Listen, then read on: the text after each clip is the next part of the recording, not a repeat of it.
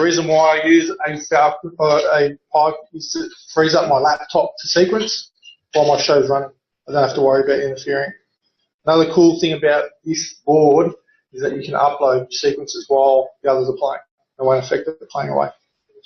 So it's a pretty damn cool little toy. It's only tiny, so they're roughly 55, 60 bucks. Yeah. So we'll set one up today for Noel, and that is new. So we've got a fresh one.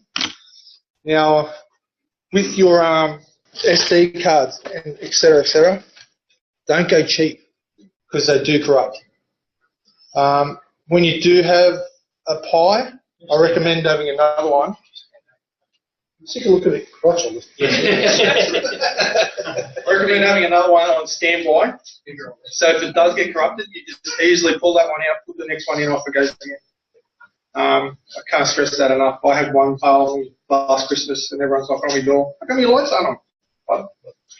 And realised that it's been corrupted. So it was an instant fix up. So we'll go on to setting it up. Yeah, always have something spare.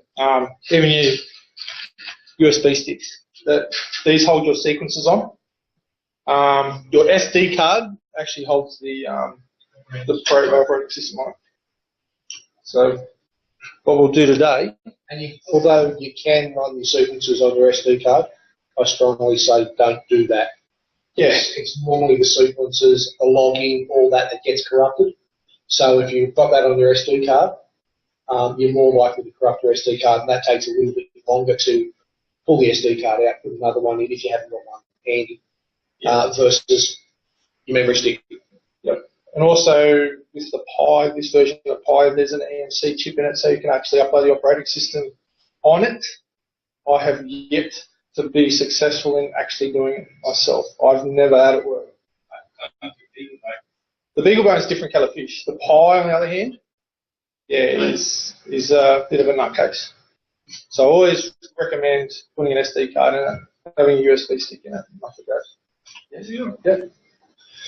So what we'll do, first thing you've got to do is go to the Falcon Christmas website and download the latest image. You'll see up on the screen Falcon Pipeline.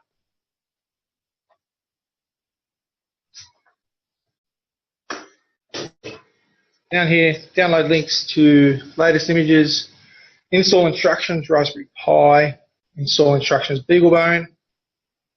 So what we want to do is download the latest image.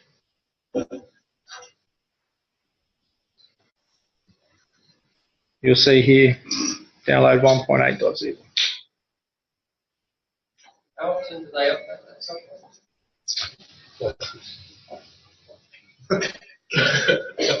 It was supposed to be up before Christmas last year. It does get updates. The 2 is somewhat delayed. We did get 1.9, which had a lot of the features that they were going to put. Yeah, that's right. So they have been introducing features. It's 2, which is largely meant to be a UI rewrite. Is delayed.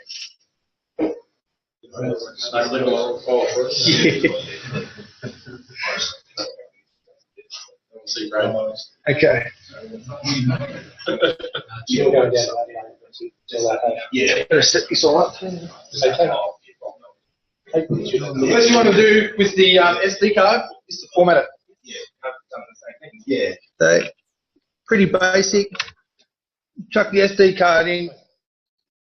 There's a link in the Falcon thing to the SD formatter.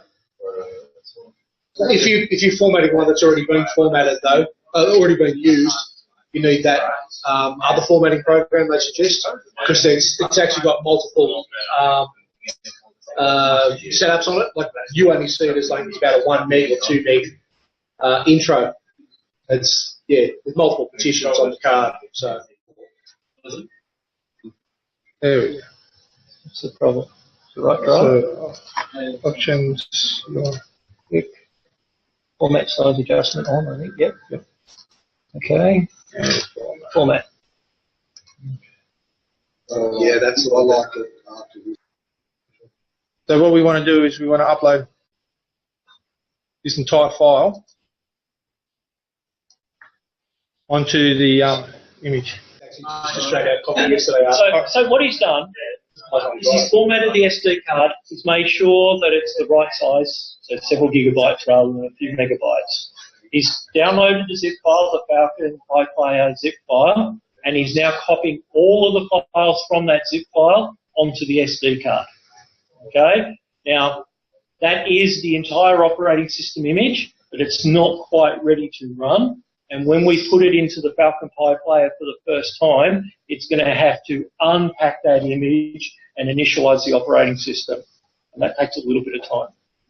It's best if you've got a HDMI cable, you can plug it in and actually watch it. If you're doing it headless like that, it can be kind of disconcerting. Yeah, go get a coffee, go for a walk, come back and go, can I access it yet? There actually is a HDMI cable. What about that? Yeah, because it's got to be the micro one at the end though, that's the only catch. It's not a standard HDMI. What about that?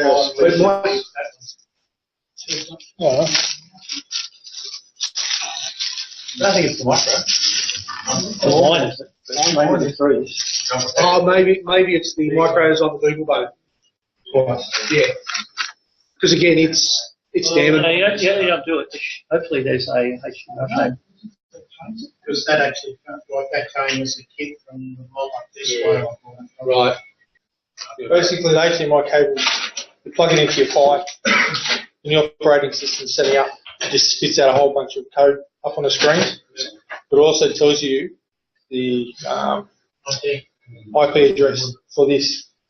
Yeah, if you've got a set of speakers, you can plug them in, it will speak to you, so it'll tell you the IP address. And if you miss that, if your cable connected to your home network and you've got an iPhone or got an Android, grab a program called Fin, and that will actually, not you, that will actually tell you what items are on your network, and it pops up with Beaglebone or Pi, and it tells you. Alright, so basically, the micros here, you see the slot at the bottom of the Pi. Just plug it in.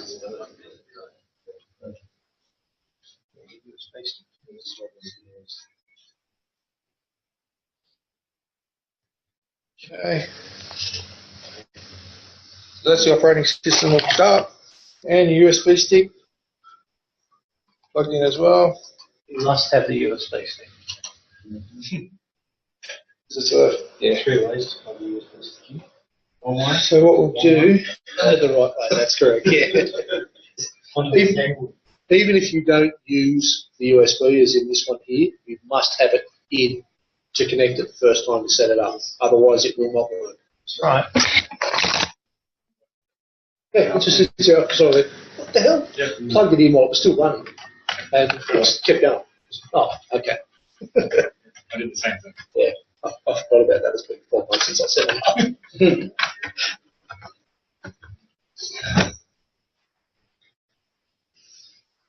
plugged her in. Now she's ready to go. So there's no on or off switch on these things, so once you hit power, stand back.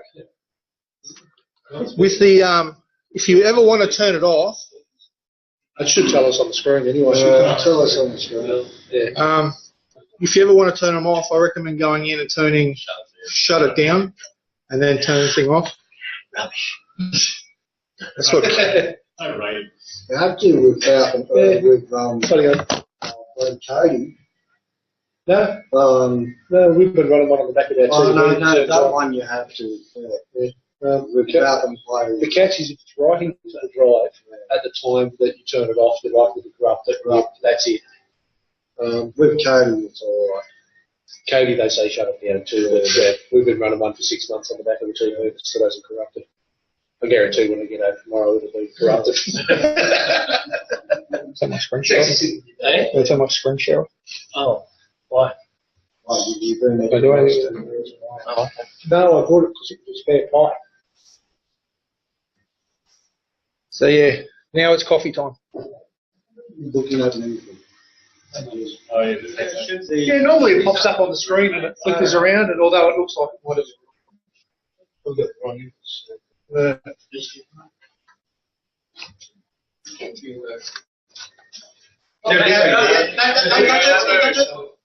Oh, error.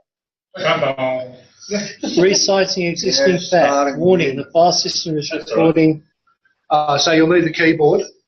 Have you got a keyboard? Just plug that in. There's a mouse. I might not detect it though.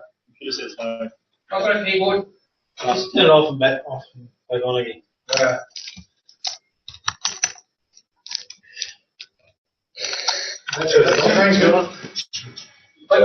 Adjust it. That's 90%. There you go. Don't move. 90% of mine. Yeah, it's moving. There it is. Oh. Maybe. Let's so. Maybe.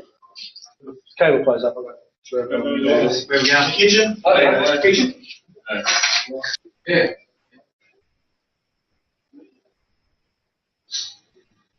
Yeah, it looks like something happened there with the pipe. Okay, here we go. With an IP address. Read the IP address. I can barely see that screen. We'll come up right at the end. The only line for the address.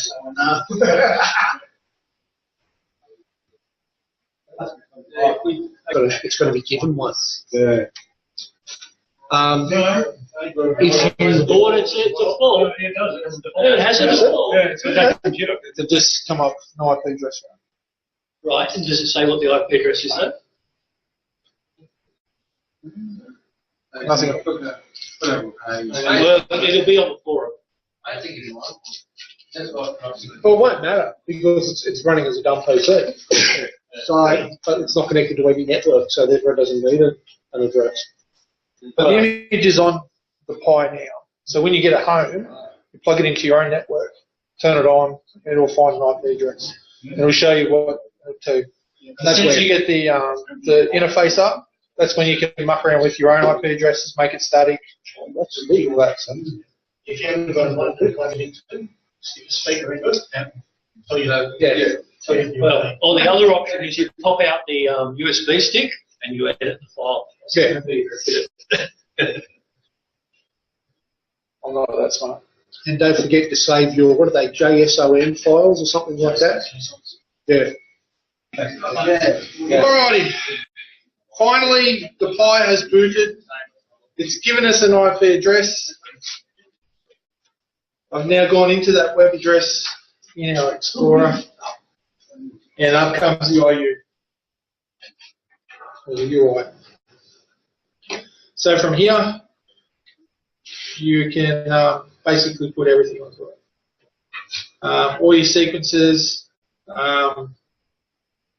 your controller settings, everything goes on this thing, and it runs as a standalone computer. As you can see here, with it says player standalone, you can drop this, master remote, bridge. You can bridge it, so you can actually, it's like bridging from your computer to your lights through the Pi, so you can play with it through your lights. So basically, when it's in bridge mode, it acts like a controller. And so with an appropriate shield on it, run lights either using a Pi cap or using a cape on the Beaglebone light, or when you're using it as when you're actually sending the data to your P10 panels using Beaglebone, you put it into bridge mode. Also, with remote, I've got a Beaglebone behind my P10 panels there. That's my remote, and my Pi is my master, because you've got two different types of Falcon Pi on two different machines. So one has to be the master, one has to be the remote. And yeah. Right. You're okay to answer this. Let's get it set up.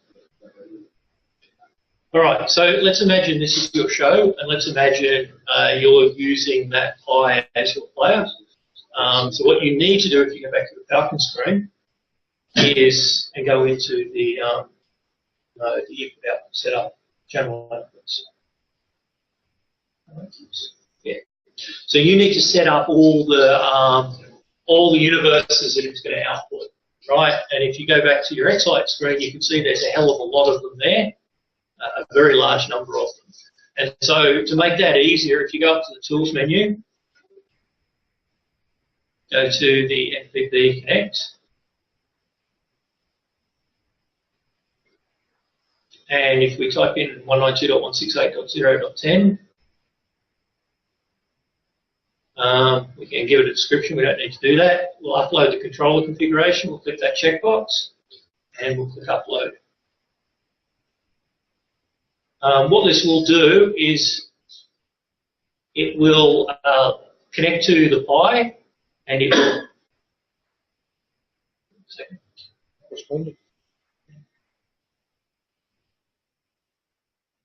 There it goes.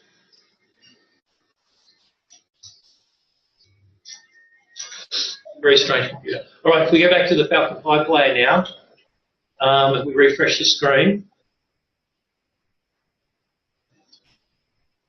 you'll see that it's now brought across all of the Pi's configuration. So now that Pi is set up with all of your universes defined, ready to send that data out. Now you just need to upload your FSCQ files. So we go back to xLights. So we've got second content set up here. So right now this is a new one. And so we don't have any sequences or anything uploaded. If we go back to your to xLights. Oh, sorry, Mega Play. That's interesting. Anyway, doesn't matter. Go to xLights. Sorry? It's uploading Mega Play. Oh, right. We must have selected. Oh, was that open? Yeah, your sequence is open. Oh, right. So let's do that as well. Yeah, so we'll upload your currently open sequence. Right, so it's automatically uploading. It will also upload the audio that goes with the sequence. So if you've associated a song with it, it also sends the audio up as well.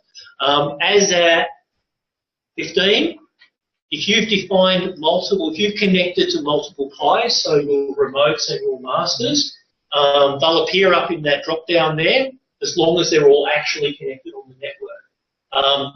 When you select just songs at the bottom here in the list, if you click upload to all, it will actually go to all your masters and all your remotes and upload whatever you selected. So if you do an update to the FSCQ file, it'll go around and update all of your Falcons, one click. That's nice. That is nice. Excellent. Does that too. Hear what Pixel does. Very handy. Well, it is.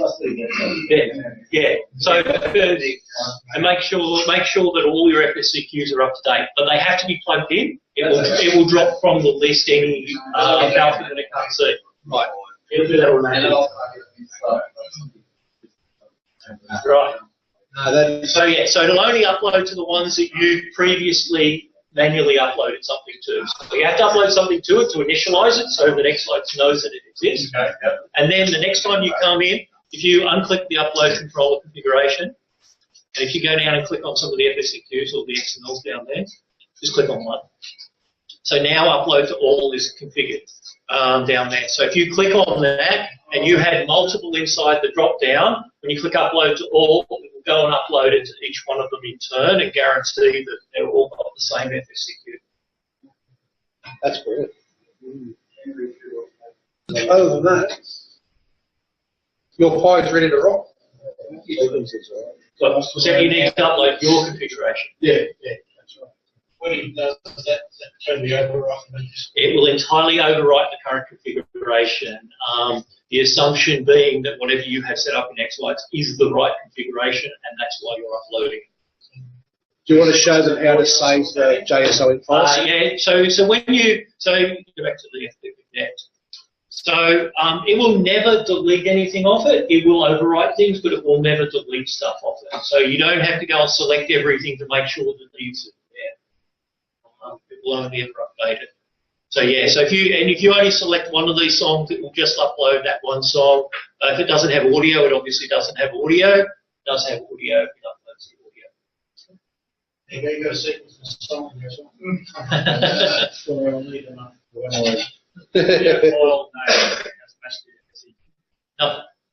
No, the audio file name, no, I don't believe it does. The audio file name is inside the FSCQ file, so it knows what audio file is associated.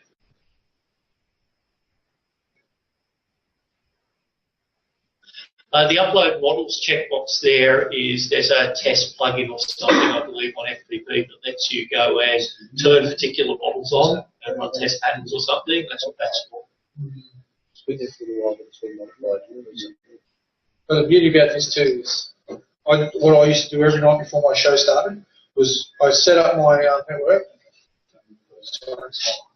Set up my network to be on Wi-Fi. Have Falcon Pi on my phone. Turn it on as a test sequence. See the house light up. If everything's working, fine. Go back inside and runs itself. The reason I added the forget button was so that you could drop up something out of the IP address, so that when you did the upload to all, if you didn't want it there, that's why I put the forget button there. There's also a USB tab there. So even uploading over FTP is only so fast. So if you want to just copy it locally using the USB stick, the USB tab actually lets you take the USB stick out, stick it in, and then it will copy it directly onto the USB stick for you in the right folders and everything. That might be handy for your first setup if you've got a bunch of different. If you've got a lot of stuff, that might be a bit faster.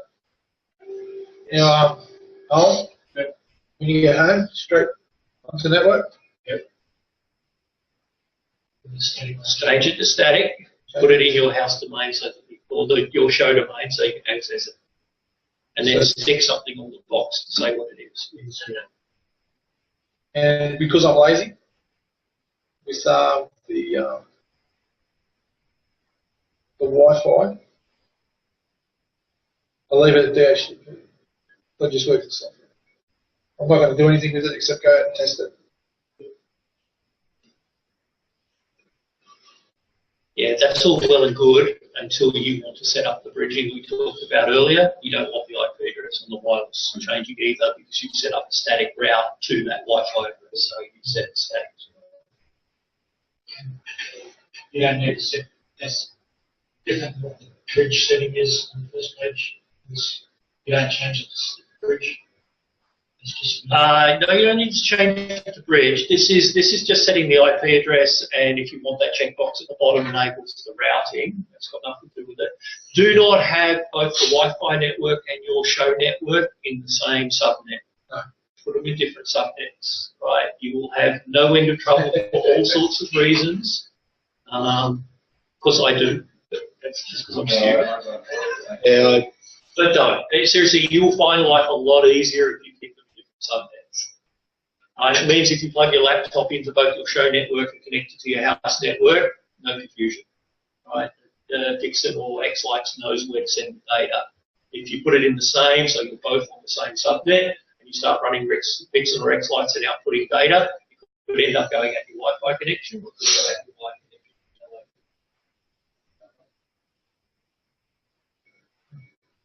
Because it's uploading the sequence and the audio together, does that, in the content setup, does that join them? Yes. Yeah. Focus? You still have to create a playlist. We don't create the playlist for you, but the media file's there. Yeah. That's it, there you go. Today's done.